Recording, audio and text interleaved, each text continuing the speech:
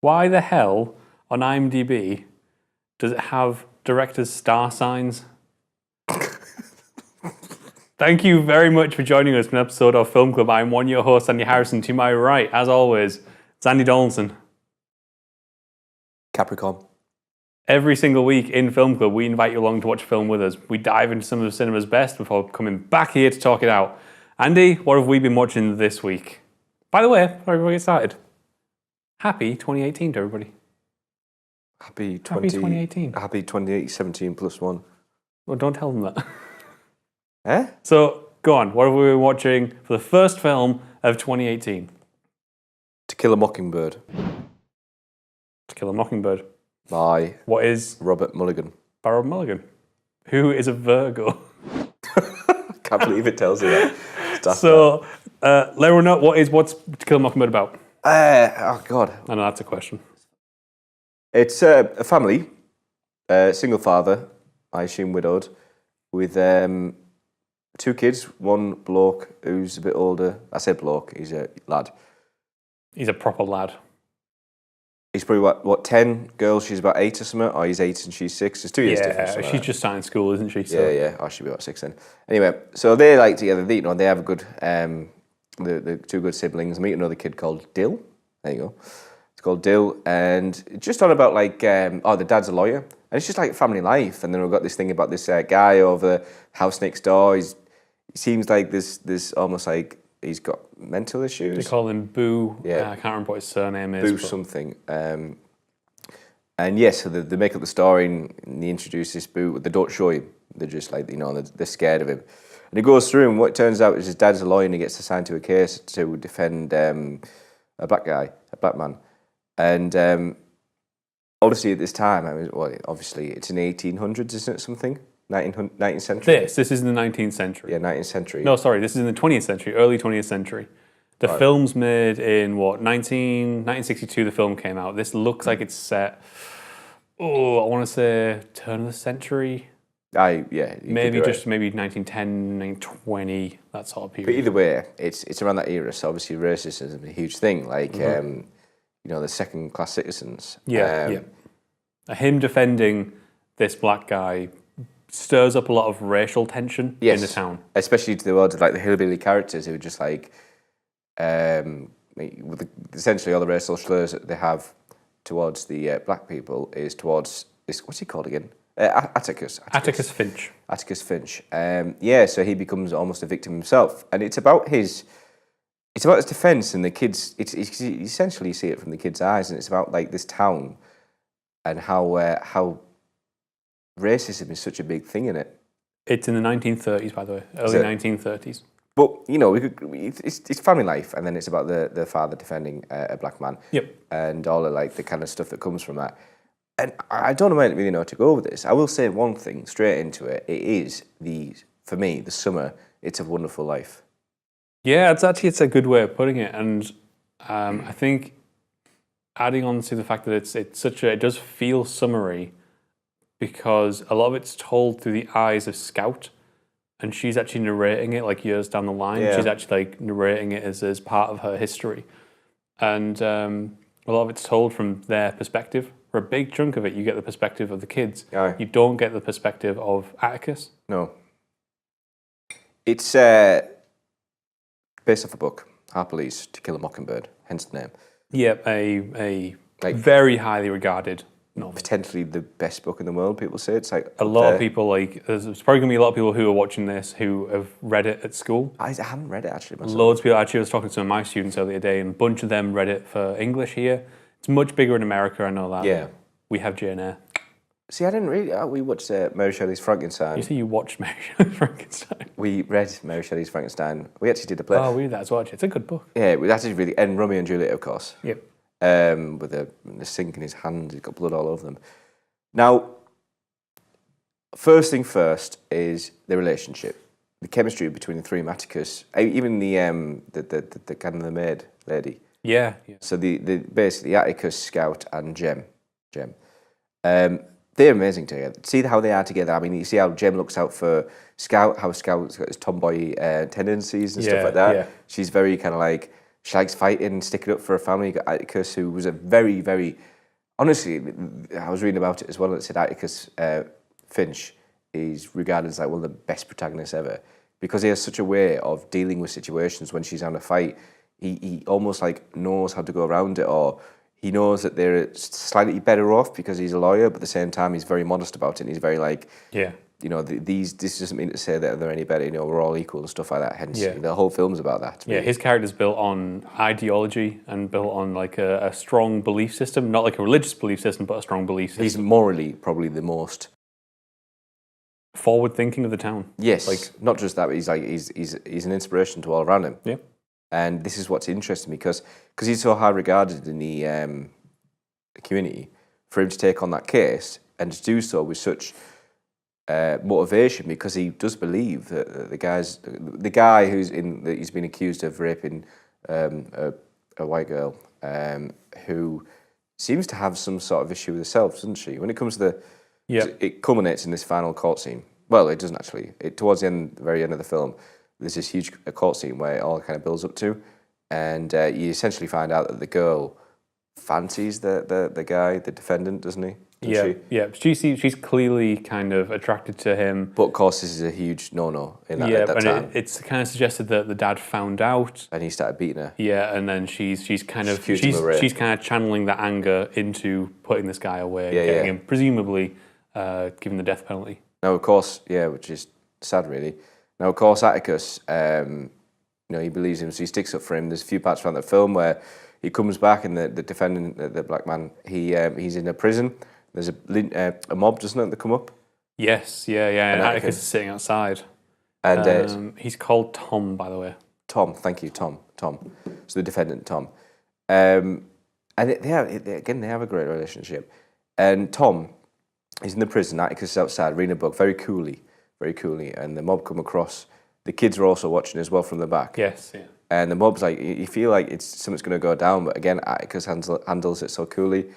Kids go through, and early on in the film, see, this is what I like. There's all these things that happen in the film that relate later on. This is why it reminds me of A Wonderful Life. Stuff at the boot at the start, but there's one part where, especially again at the start of the film, it's like one of the kind of poorer guys goes across. Atticus has helped him out at some point, so he pays him back with his like grouse or something. And Atticus says, he's a bit embarrassed by the fact he can't pay it, so he does it by trade.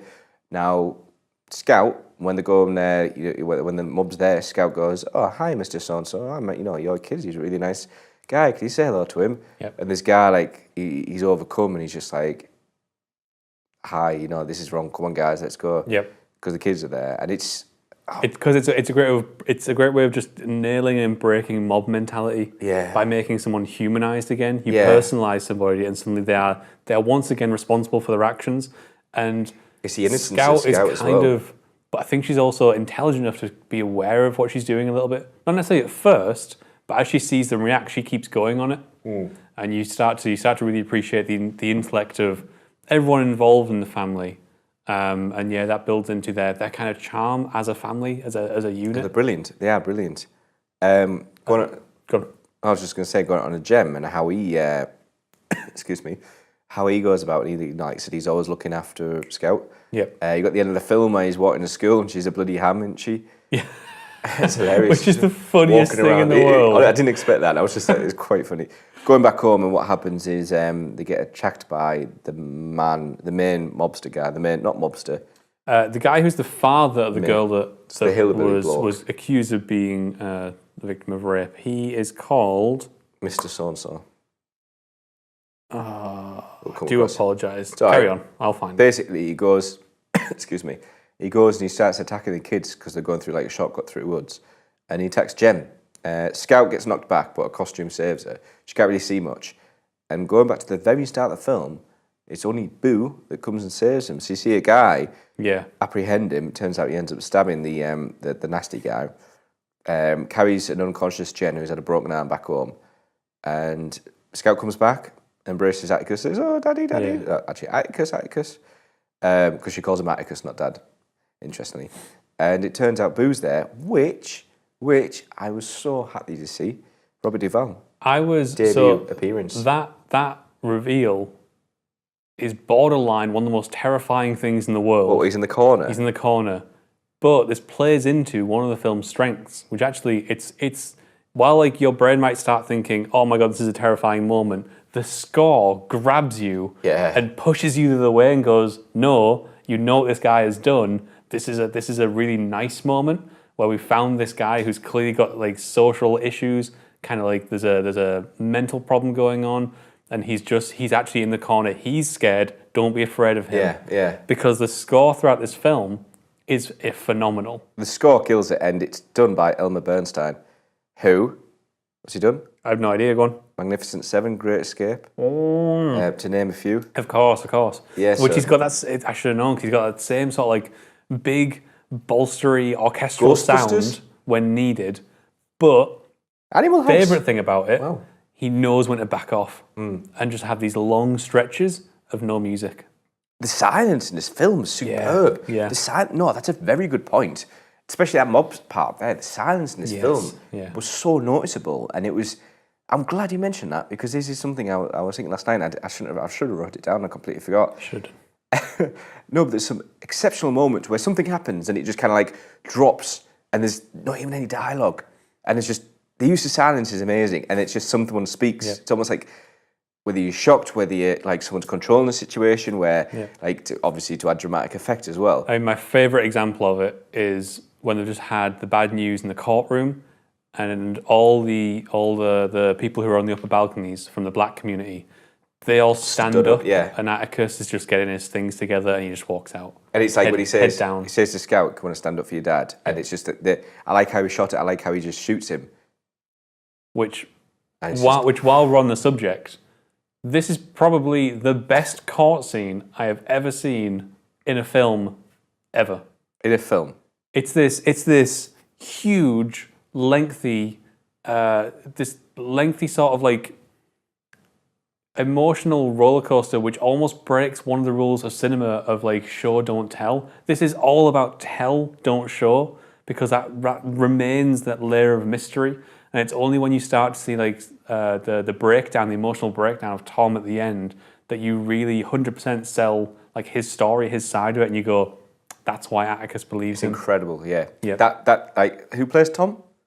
I had it up a second ago. It's Brock Peters. Brock Peters does a sensational performance in that role. To be honest, even the lady does as well. I can't remember her name.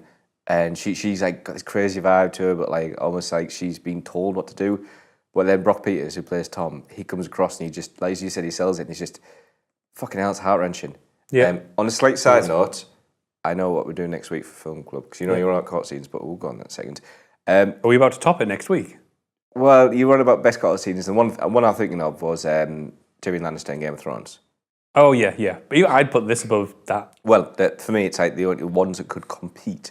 But I'll go on about anyway. It's been a while since I've seen it, but it was memorable, put it that way. Can we just go on about Gregory Peck? Like, if we must. Atticus Finch. Atticus Finch. He's like, he owns this role. This film, it just feels like, well, what's his Magnus? What's it called?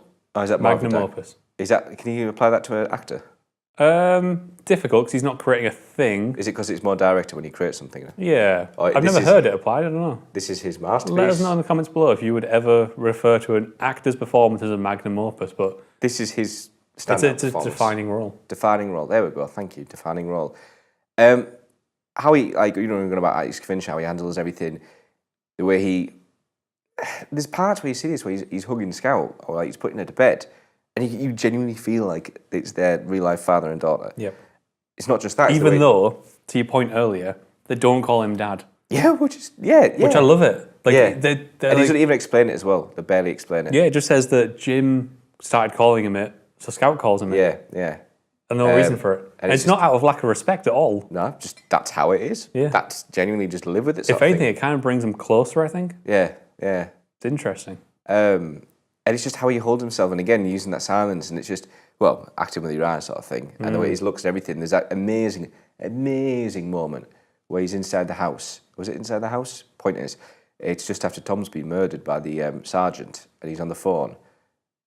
And it's just the way his presence there when he hears the news, and he's just like, yeah, Tom's being killed. And It's where he's wandering outside the house and he walks past a bush or something, doesn't he? Yeah. Yeah. And it's just like, oh my God. Like, Gregory Peck, fucking hell. That is sensational. Sensational acting. It's really, really good. Blown away. And again with the kids as well. The kids. And like the fact that he has to spend half the film as just a presence, and then another half of the film as being the one to carry the film in terms of dialogue and performance and action. He has this really sort of like split role, and he just dominates every single second. And then of course you've got Mary Badham as Scout and Philip Alford as Jem. And like I said, Robert Duvall. Who those don't know him, he's in Godfather. Do you know Robert Duvall? You must know Robert Duvall. Yeah. Good man. I'm glad you know Robert Duvall. So that is To Kill a Mockingbird. You can let us know in the comments below what you thought of To Kill a Mockingbird, or you can hit us up on Twitter as well. And we'll be back once again next week with another film where we're going to be taking a look back again at another Scorsese film. Scorsese we haven't done for quite a while now. No, we're not going to do Scorsese. Are we not? We'll do the week after. I want to do this next one. I want to cut in there. Go on. As mentioned earlier. Yeah. So we were planning to do Scorsese, but because Andy's on about the court scene, have we done any Tom Hanks films yet? No, Tom Hanks? I don't think so. Have you heard of Philadelphia? I've heard of it, never seen it. We're going to do it. We're doing that next week. Okay. Now you mentioned the court scene, we're going to do Philadelphia because... We've been superseded. It's Philadelphia. And then we'll do Scorsese. And then you'll find out what Scorsese film we're doing the week after. Enjoy. We'll see you all next week. Have a nice Monday. Have a good 2018. Why Monday? It's Monday. Why Monday?